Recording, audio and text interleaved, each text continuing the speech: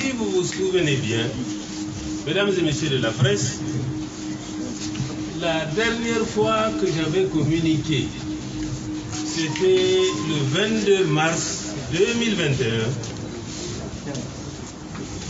avec vous, mesdames et messieurs de la presse, et à travers vous, évidemment, l'opinion nationale et internationale, à Africa Hall. Et depuis, vous ne m'avez pas entendu, vous ne m'avez pas vu. Mais déjà à Africa Hall, j'avais annoncé que nous avons pris la décision de rejeter les résultats du second tour qui avait été annoncé à l'époque et que nous allons exercer des recours juridiques, judiciaires. Nous allons aller au contentieux, ce qui est tout à fait normal, c'est tout à fait légitime et c'est fondé.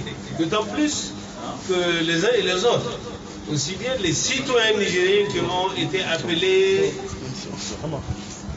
à exercer leurs droits, je ne suis pas du genre de mauvais perdant comme on dit. J'ai toujours été légaliste, mais j'ai toujours été un résistant à l'injustice, aux violations des droits, aux violations des libertés individuelles et collectives. Oui, pour la petite histoire, pour ceux qui ne le savent pas, depuis 1980, j'étais encore un jeune fonctionnaire, que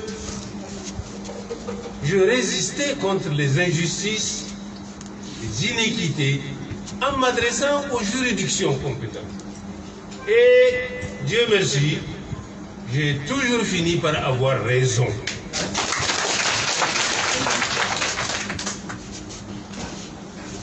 Si vous ne m'aviez pas entendu jusqu'ici, c'est parce que j'ai choisi cette voie de droit. Recours au niveau de la Cour constitutionnelle, mais recours aussi au niveau des autres institutions qui vont au-delà, c'est-à-dire les institutions internationales, telles que la Cour de justice de la CEDEAO, qui est compétente sur un certain nombre de matières dans lesquelles nous avons relevé et constaté des violations avérées, que nous avons relevées, documentées avec l'aide de nos conseils et soumises. Et nous espérons que le droit sera dit. Le droit sera dit pour plusieurs raisons. D'abord, parce que ce recours-là est d'une importance capitale. Non pas pour moi, non pas pour ma modeste personne, parce que je ne lutte pas pour moi-même. S'il s'agit de moi-même ou de ma modeste personne, non, la question ne se poserait pas de cette manière. Mais il s'agit de l'intérêt supérieur de la nation. Il s'agit des citoyens nigériens qui se sont mobilisés et qui ont exprimé des choix et qui constatent avec moi que leurs choix ont été, disons, trafiqués. Leurs droits ont été violés. Je ne suis pas du genre à tolérer ou à supporter ou à abandonner. Je suis droit dans mes bottes. Mais aussi, la nation nigérienne a besoin d'être construite sur des bases d'un certain nombre de valeurs qui aujourd'hui sont unanimement reconnues. La démocratie, la vraie, la liberté, les droits humains, la paix, la sécurité et le développement. Or, ces valeurs ne peuvent pas avoir lieu tant que nous sommes dans un contexte d'injustice, d'insécurité et de mauvaise gouvernance, avec des prédations des fonds publics, entretenant le pays dans une situation de dernier pays de la planète sur une dizaine d'années maintenant. Donc cette requête, ce recours, ce n'est pas personnel. Non. Notre victoire, ce n'est pas ma victoire à moi tout seul. C'est notre victoire. C'est la victoire du peuple nigérien souverain.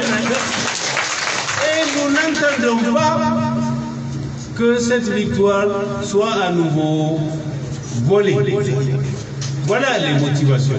Il est important, si nous voulons conserver un pays démocratique, un pays qui se construit pour aller à un état d'une véritable nation, un pays où le droit des uns et des autres est respecté, un pays de justice, un pays de paix, un pays où il fait bon vivre. Nous devons lutter en suivant justement ces voies de droit qui sont prévues par non seulement nos lois internes, mais aussi notre constitution, ainsi que les différents accords et traités internationaux auxquels notre pays a souscrit, qui ont valeur de loi dans notre pays. C'est pour cela que notre réclamation, nous allons la poursuivre. Je sais qu'il y a des rumeurs qui sont distillées. J'ai tenu à être présent aux côtés de notre conseil pour confirmer à vous, mes chers compatriotes, mais aussi à l'opinion nationale et internationale, que nous sommes dans cette voie-là. D'ailleurs, les différents observateurs internationaux qui sont venus, qui ont observé ces élections, mais ont tous dit, oui, bon, les élections se sont déroulées dans... S'il y a des contestations, eh bien, il faut suivre les voies et les procédures définies par la loi. C'est ce que nous faisons. D'ailleurs, s'il n'y a pas de violation, s'il n'y a pas de... Pourquoi parler de contestation? Comment parler de quelque chose qui n'existe pas ou que vous n'avez pas constaté? Donc ça veut dire qu'eux-mêmes reconnaissent qu'il y a eu ces insuffisances-là, là où ils ont aidé. Soit ils l'ont constaté, mais ils n'ont pas le droit de le dire. Ce sont des observateurs.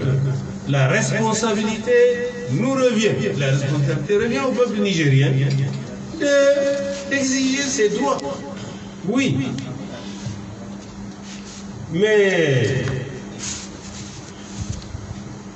la deuxième raison, c'est la nécessité